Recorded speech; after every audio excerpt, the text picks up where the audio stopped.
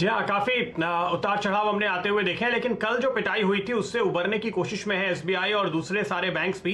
क्योंकि राय यही बन रही है कि सुप्रीम कोर्ट को फाइनली ये बात समझ में आ जाएगी कि डिपॉजिटर को डिपॉजिट पे ब्याज देना जरूरी है, इसलिए बैंकों को भी पैसा चाहिए। तो कल जो हमने नुकसान देखा था वो शॉर्ट्स आज कटे हैं। नतीजों में खासतौर पे फोकस इस बात पे रहेगा कि कोविड को लेकर प्रोविजनिंग कितनी की जाती है।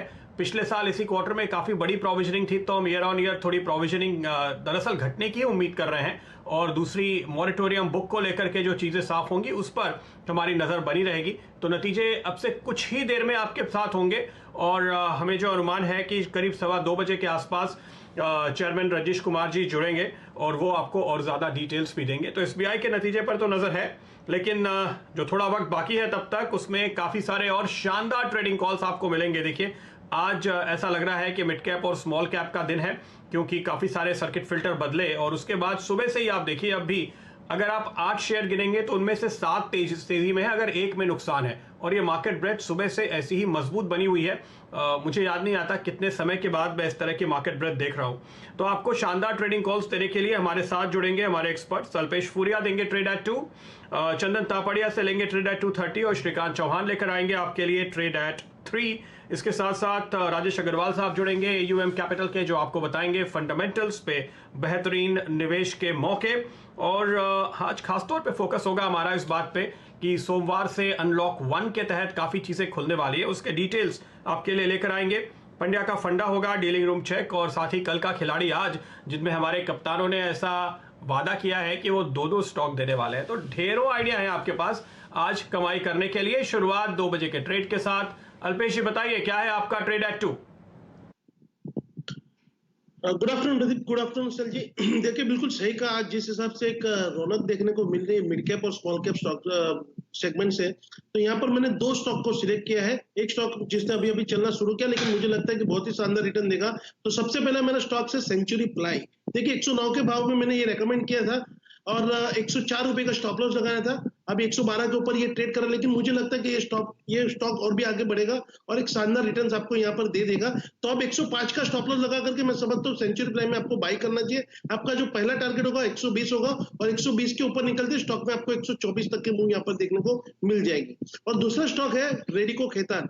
देखिए, इस स्टॉक्स में हमने काफी लंबे वक्त से एक अच्छा सा एक्यूमुलेशन होते हुए देखा। 200 दिन के डीमा के ऊपर भी ये स्टॉक जाते हुए और एक अच्छे से एक्यूमुलेशन करने के बाद भी एक शानदार ब्रेकआउट स्टॉक ने दिया है। अब ये जो ब्रेकआउट का लेवल था 230 के ऊपर का था और मुझे लगता है जैसे ही ये स्टॉक्स रेडिको खैतान 251 के ऊपर जैसे ही क्लोज हो जाएगा, मुझे लगता है कि फिर ऊपर जाने के चांसेस इसके बहुत ज्यादा बढ़ जाएंगे और एक अच्छा खासा पुलबैक यहाँ पे और भी आपको देखने को मिल जाएगा। तो यहाँ पे 330 का स्टॉप लॉस लगा करके 395 के टारगेट के लिए मैं रेडिको खैतान में खरीदने की सलाह दूंगा।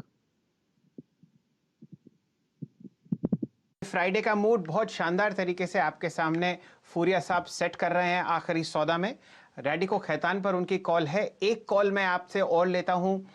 अल्पेश जी, आपने यूनाइटेड ब्रूरीज पर इस हफ्ते की शुरुआत में एक लॉन्ग कॉल दी थी, वहां पर आप शानदार तेजी देख रहे हैं। बताइए किस हिसाब से आप यूनाइटेड ब्रूरीज को अब चार्ट पर देखते हैं? वापस 4 डिजिट में ये स्टॉक आ चुका है। बहुत ही शानदार चार्ट बन गया। इसमें भी देखिए एक एक्यूमुलेशन खत्म हो गया। 1012 ये इसका एक अहम लेवल है। आज अगर 1012 के ऊपर ये वीकली क्लोज दे देगा तो फिर एक ये स्ट्रॉन्ग ब्रेकआउट के टेरिटरी में चला जाएगा और मैं समझता हूँ कि ऑन द अपसाइड में आपको बहुत ही जल्द ये स्टॉक 1150 से 1150 तक के लेवल्स दिखा देगा। तो यहाँ पे एक स्ट्रॉन्ग बाई कॉल में मैं समझता हूँ कि यहाँ पे निकलना चाहिए। और जो स्टॉप लॉस इस स्टॉक का रहेगा, जो इस ट्रेड का रहेगा, वो करीबन 970 975 के नीचे का रखना चाहिए।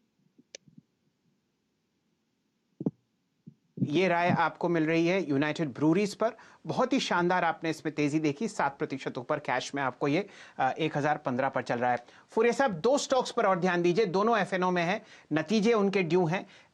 स्टेट बैंक ऑफ इंडिया थोड़ी ही देर में, और साथ ही साथ एलएनटी जो आपको कल बताएगा। बताइए एसबीआई पर आप क्या राय रख रहे हैं? इस हफ्ते आपने शानदार तेजी स्टॉक में आती हुई देखी है, आज यहां पर आप 3.5% की तेजी देख रहे हैं। क्या रणनीति आप अपनाएंगे इस स्टॉक में? फिलहाल अगर आप महीने के हिसाब से भी देखें तो भी आपको इतना ही गेन आता हुआ दिखेगा इस स्टॉक में। आपने देखा सर जी, हमने चर्चा की थी कि ये स्टॉक्स कब बुलिश हो गए, जब इसमें लोअर लेवल में गैप अप से ओपनिंग होना शुरू हो गए और सारे के सारे सरकारी बैंकों में हमने 2 सत्र पहले ही देखा कि बहुत सारे गैप के ऊपर निकलना शुरू हो गए। तो एसबीआई का जो पहला टारगेट बन रहा था वो करीबन 180 के पास में था। अब देखिए यहाँ पे 180 के पास में हाईएस्ट कॉल राइटिंग है। अगर ये 180 के ऊपर क्लोज हो जाता है और कोई भी अच्छे परिणाम अगर इसके अंदर निकलने मिलते हैं तो मैं समझता हूँ कि यहाँ पर फिर एक अच्छी खासी शॉर्ट कवरिंग आपको देखने को मिलेगी और करीबन उसके जरिए स्टेट बैंक में आपको करीबन 200 तक के लेवल्स यहाँ पर देखने को मिल सकते हैं। तो जब तक ये स्टॉक्स अभी 180 के पास में ट्रेड कर रहा है, 172 का स्टॉप लॉस लगा करके मैं समझता हूँ एक बार के लिए आपको बने रहना चाहिए। और अगर रही बात एलएनटी की, तो यहाँ पे भी चार्टिकल स्ट्रक्चर एलएनटी का काफी कुछ अच्छा हो चुका है और मैं समझता हूँ कि एक पोजिशन बाई के मोड में ये स्टॉक्स आ चुका है। तो 940-45 एक बहुत ही स्ट्रॉन्ग सपोर्ट है। अगर इसको ध्यान में रखा जाए तो ये करंट लेवल भी आप एचडीएफसी एलएनटी पे खरीदारी कर सकते हैं। 920 के नीचे का स्टॉप लॉस लगाइए। 975 निकलते ही आपको 1020 तक के मूव के लिए ये स्टॉक तैयार हो जाएगा। चलिए, ये राय आपको मिल रही है उन स्टॉक्स के बारे में जिनके नतीजे ड्यू हैं आज और कल। फुरिया साहब, जरा 2-3 स्टॉक्स पर नजर इसलिए डालते हैं क्योंकि यहां पर ब्रेकआउट्स बिल्कुल पनपते हुए मुझे दिख रहे हैं चार्ट्स पर। सबसे पहले आप दिखाइए हिंदुस्तान एरोनॉटिक्स का स्टॉक प्राइस। डायरेक्टर साहब, यहां पर आप बहुत अच्छी तेजी देख रहे हैं पिछले 4-5 दिन से। तो ये एक आपको जो डिफेंस थीम है पूरे बाजार में चलती हुई दिख रही है। इसके पीछे 2 कारण हैं। एक, आत्मनिर्भर भारत। यहां पर उम्मीद की जा रही कि इन कंपनीज में आपको बहुत सारे जॉइंट वेंचर्स आते हुए दिखेंगे, बहुत सारे ऐसे प्रोडक्शंस आते हुए दिखेंगे जो आप इस कंपनी को मदद करते हुए दिखेंगे। लाख शेयर की वॉल्यूम है और ये आपको इंट्राडे चार्ट दिख रहा है। डायरेक्टर साहब, लंबी अवधि का चार्ट दिखाइए। पिछले 5-6 दिन से आप इस कंपनी में बहुत अच्छी तेजी आते हुए देख रहे हैं। ये तो आपके सामने हुआ हिंदुस्तान एरोनॉटिक्स। अब साथ ही साथ दिखाइए BEML का चार्ट। यहां पर आपको एक अच्छा मूवमेंट आता हुआ दिखेगा क्योंकि स्टॉक पिछले 1 महीने से साइडवेज बैंड में कंसोलिडेट कर रहा है और यहां पर इसने आज 612 रुपए के आसपास अपना 50 EMA तोड़ा है। फुरे साहब, प्रदीप जी की भी ये पसंदीदा स्टॉक है, आपने भी इस पे शानदार राय दी है। 617-19 के आसपास ये स्टॉक आपको ट्रेड करता हुआ दिखेगा। दिन में इसने लगभग 625 रुपए तक की प्राइस दिखाई है। बताइए क्या राय रखते हैं, चार्ट्स पर आपको BEML कैसा लगता है? देखिए, चार्टिकल स्ट्रक्चर बीएमएल का मैं समझता हूँ कि जो कंसोलिडेशन किया था 750 से लेकर 540 की मुका, वो कंसोलिडेशन का जो फेज था वो मैं समझता हूँ कि बीएमएल में यहाँ पे खत्म होता हुआ दिख रहा है और मुझे लगता है कि यहाँ से एक स्ट्रक्चरल बाइंग स्टॉक के अंदर आनी चाहिए। जो पहला पड़ाव रहेगा बीएमएल का वो 640 तक का रहेगा, बट मुझे लगता है कि बीएमएल में आपको एक शानदार ब्रेकआउट और आते हुए दिनों में देखने को मिलेगा और इस ब्रेकआउट के जरिए करीबन ऊपर में 695 और उसके बाद में 720 तक के लक्ष्य आपको यहाँ पर देखने को मिलेंगे।